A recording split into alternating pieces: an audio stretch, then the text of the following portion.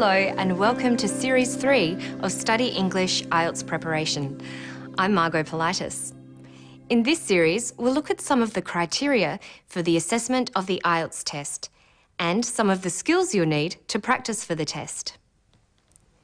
The IELTS test has 4 modules: writing, speaking, reading, listening. There are 2 different tests: the academic test for tertiary students and professionals, and the general training test, which is for immigrants and people going on to vocational training. Both tests have the same speaking and listening modules, but different reading and writing modules. Knowing what the examiner is looking for can help improve your results because you will know what to focus on when practicing. Here are the features the examiner looks at in your writing and speaking. These are the things that are marked: task response, coherence and cohesion, grammatical accuracy and range, vocabulary, fluency, pronunciation. What do these criteria mean? Task response means how well you've understood and responded to the question or task. For example, in the essay, you must make sure you have answered all parts of the question and followed the instructions. The next thing the examiner looks for is coherence and cohesion. This is how you organise your answer.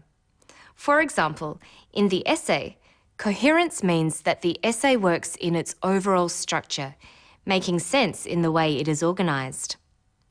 Cohesion means that the essay flows well from one part to the next. Another feature being assessed is grammatical range and accuracy. When assessing grammatical range, the examiner is looking at the variety of sentence types you are able to use. You can't rely on just using simple sentences and structures. Grammatical accuracy simply refers to the number of errors in your language. That includes things such as punctuation. The final feature assessed for writing is vocabulary. The examiner looks at the accuracy of your spelling and the range of words you use to cover a topic. You need to use the correct word forms and demonstrate that you can use them appropriately. You should also be aware of when to use formal or informal language. The essay needs to be formal, but you can use less formal language in the speaking test. The speaking test is designed for you to show how well you can express yourself on a general topic. It tests your vocabulary, the accuracy of your language, and your ability to use a range of sentence forms. It also tests your coherence by looking at how you organise and link your ideas while speaking. Vocabulary, coherence, and grammatical range and accuracy are criteria that also apply to the speaking test. The remaining 2 criteria are only for the speaking test: fluency and pronunciation. Your ability to speak without hesitating or pausing too often shows how fluent you are. Fluency is the ability to speak smoothly and easily. Now we'll look at the last criterion for speaking: pronunciation. How easily you can be understood is what pronunciation is about. Aim to pronounce words correctly and use appropriate stress and intonation. And your voice needs to be strong and clear. Pronunciation is speaking clearly and at a natural pace. To illustrate some of these criteria, next we'll show you a short piece about the sport of gymnastics. Sport is a common topic in the speaking test, and it's important to be familiar with the words used to talk about it.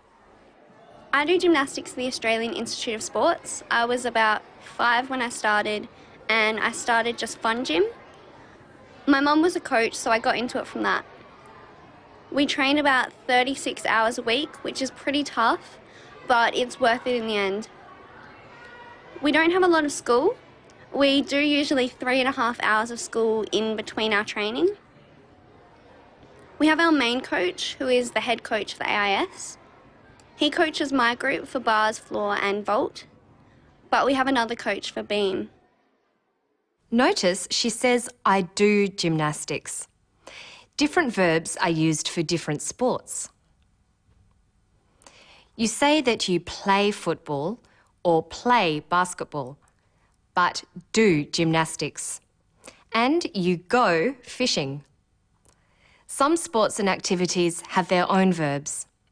You don't say, I do swimming. You say, I swim. Now listen to how she uses the words train and coach. My mum was a coach, so I got into it from that. We train about 36 hours a week, which is pretty tough, but it's worth it in the end. We don't have a lot of school. We do usually 3.5 hours of school in between our training. We have our main coach, who is the head coach for AIS. He coaches my group for bars, floor and vault, but we have another coach for beam. A coach is a teacher of sport. Coach can be a noun, like this. We have our main coach, who is the head coach for AIS. Coach can also be used as a verb. Here it's used in the singular form, coaches. He coaches my group for bars, floor and vault, but we have another coach for beam. She uses the word for practicing a sport, train. We train about 36 hours a week, which is pretty tough, but it's worth it in the end. The ing form, training, can be used as a noun. We don't have a lot of school. We do usually 3.5 hours of school in between our training. And a coach can also be called a trainer. You should watch English language TV to help build your vocabulary in this fashion, because you will be marked on how well you use words and their various forms. And you should think about things such as sentence forms. Even just talking about gymnastics, it's possible to use quite complicated structures. Listen to her again. We train about 36 hours a week, which is pretty tough, but it's worth it in the end. She uses a complex sentence, a clause, combined with a relative clause. We train about 36 hours a week, which is pretty tough. She then makes it into a complex compound sentence by using the conjunction but to add another clause. We train about 36 hours a week, which is pretty tough, but it's worth it in the end. Thinking about and noticing sentence types will help with your grammatical range. Listening to the way people talk for an extended period will help prepare you for the speaking test, where you will be required to talk about a topic for 2 minutes. So let's recap. These are the things the markers are looking for. Task response. Your ability to answer the question and correctly respond to instructions. Coherence and cohesion. How well you organise your language. Grammatical range and accuracy. The range of grammatical structures you use and how accurately you use them. Vocabulary. How well you use words and their forms. And for the speaking test, there is fluency. Your ability to speak without hesitating. And finally, pronunciation. How easily you can be understood. In the coming episodes, we will look at these criteria in more detail and explore ways of meeting them. Remember that IELTS is testing your language skills, so take every opportunity to practice your listening, reading, writing, and speaking to improve your accuracy, extend your vocabulary, and develop your fluency. You will be building your confidence as well. That's all for now. To find more information about assessment and band scores, visit our Study English website. Good luck with your studies.